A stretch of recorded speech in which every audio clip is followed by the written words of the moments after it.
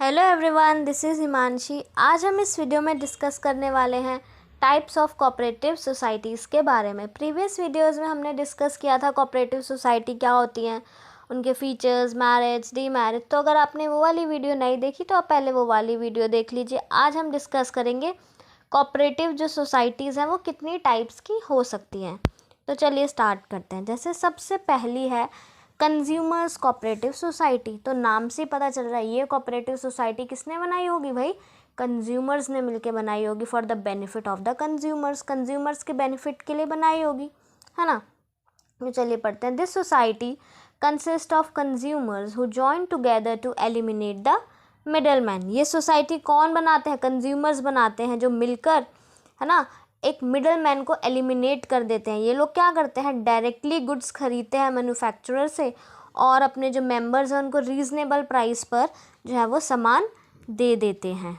ठीक है, तो इसके क्या ऑब्जेक्टिव्स हैं भाई, क्यों हमें कंज्यूमर कोऑपरेटिव सोसाइटी बनानी है या क्या ऑब्जेक्टिव्स हैं। तो सबसे पहला हम इसीलिए बनाते हैं to ensure steady supply of essential goods, कि भाई जो हमारे एसेंशियल गुड्स हैं उनका ईजिली सप्लाई हो सके।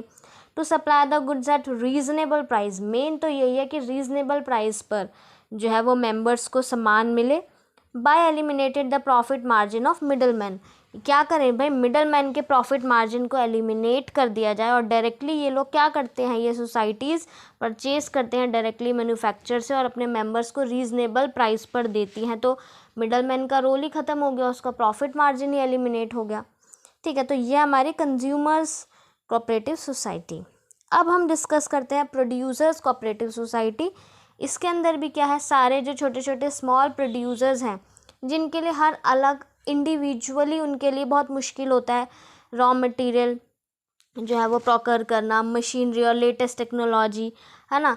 तो ये लोग क्या करते हैं, ये मिल जाते हैं, एक सोसाइटी बना लेते हैं, ग्रुप बना लेते हैं, एसोसिएशन, वॉलंटरी एसोसिएशन बना लेते हैं ये लोग प्रोड्यूसर्स के बेनिफिट के लिए। मेनली दो तरीके की हो सकती है, एक वो जो रॉ मटेरियल इनपुट्स मशीनरी देती हैं ताकि जो प्रोड्यूसर है वो कंसंट्रेट कर सके अपने प्रोडक्शन पे, और एक वो which sells the goods produced by this producer, जो प्रोड्यूसर्स ने सामान बनाया है उनको बेचना।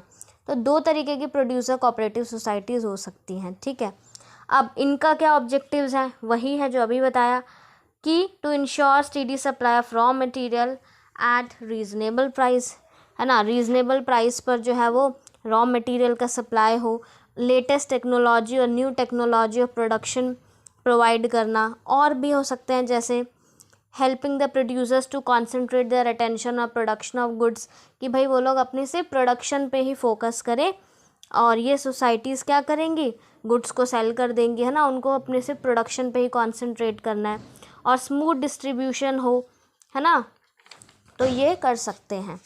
नेक्स्ट हम डिस्कस करेंगे कोऑपरेटिव मार्केटिंग सोसाइटी।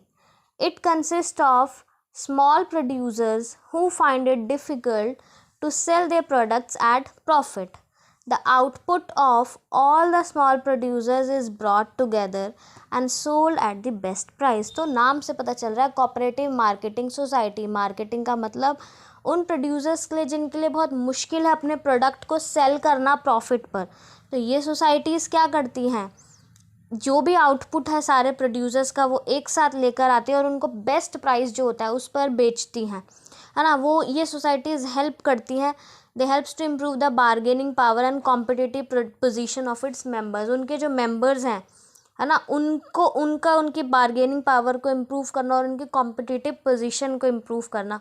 और ये सोसाइटी सारे जो मार्केटिंग फंक्शंस हैं हमारे, लाइक ट्रांसपोर्टेशन, वेयर हाउसिंग, सारे फंक्शंस यही परफॉर्म करते हैं। तो मेनली इनका काम क्या होता है, मार्केटिंग करना। मार्केटिंग मतलब एक तरीके से सामान को सेल करना, रीज़नेबल मतलब एक तरीके से बेस्ट प्राइस पर, जो प्राइस उनके लिए बेस्ट है जिससे उनका अच्छा प्रॉफिट मार्जिन भी हो जाए, और जिन प्रोड्यूसर्स के लिए डिफ़िकल्ट होता है अपने आउटपुट्स को सेल करना, तो उनके लिए है ये।